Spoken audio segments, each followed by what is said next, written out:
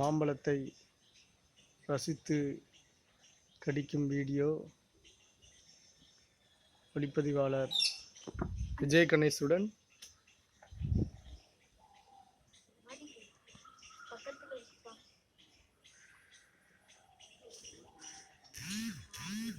அவரை கிளியும் இவ்வாறு சாப்பிடுகிறது.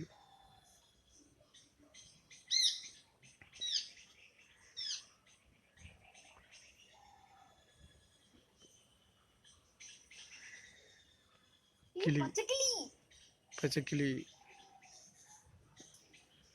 அழகாக மாம்பழத்தை கொத்தி சாப்பிடும் காட்சி கண்டு மகிழுங்கள்.